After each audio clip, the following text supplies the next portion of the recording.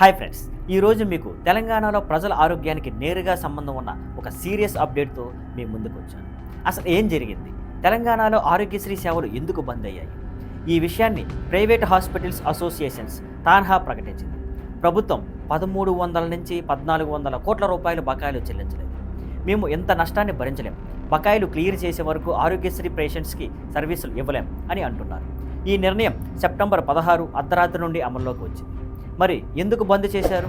Private hospitals వాళ్ళు ఏం చెప్తున్నారు ఏంటంటే, ఈ బకాయిల వల్ల డాక్టర్ల జీతాలు, నర్సుల వేతనాలు, మెడిసిన్ సరఫరాదారుల బిల్లులు చెల్లించడం కష్టమైపోతుంది. చిన్న మరియు మధ్యస్థ హాస్పిటల్స్ నేరుగా ఆర్థిక ఇబ్బందుల్లో పడుతున్నాయి.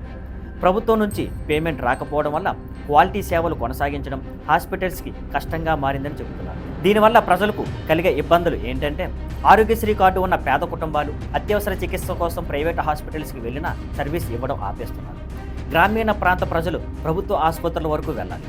దీనివల్ల టైం డిలే మరియు ట్రావెల్ ఖర్చు పెరుగుతుంది. కొన్ని కేసుల్లో ప్రాణాపాయ పరిస్థితుల్లో ఉన్న పేషెంట్స్కి ఇది డేంజరస్ సిచ్యువేషన్ అవుతుంది. మరి ప్రభుత్వ స్పందన ఏంటి? ఆరోగ్యశ్రీ ట్రస్ట్ అధికారులు బకాయిలను క్లియర్ చేయడానికి చర్చలు మొదలుపెట్టారని చెప్పారు. ఆరోగ్య శాఖ కూడా పరిస్థితి కంట్రోల్లోకి తెచ్చేందుకు ప్రయత్నిస్తుంది. కానీ పరిష్కారం ఎప్పుడు వస్తుందో ఇంకా స్పష్టత లేదు. ఫ్రెండ్స్, ఆరోగ్యశ్రీ అంటే పేదలకు లైఫ్ లైన్. ఆ సర్వీసులు బంద్ అవ్వడం అంటే వారి ఆరోగ్యానికి పెద్ద ముప్పు. ప్రభుత్వం, హాస్పిటల్స్ రెండూ కలిసి ఈ సమస్య త్వరగా పరిష్కరించాలి. ప్రజల ప్రాణాలు డబ్బు బకాయిల కంటే ముఖ్యమని అందరూ గుర్తించాలి. మీరేమంటారు ఫ్రెండ్స్? ప్రభుత్వం వెంటనే ఈ బకాయిలు చెల్లిస్తుందా లేదా? మరిన్ని అప్డేట్స్ కోసం మా ఛానల్ని చూస్తూనే ఉండండి. See you on Skyfland networks. Thank you for watching. Please like, share and subscribe.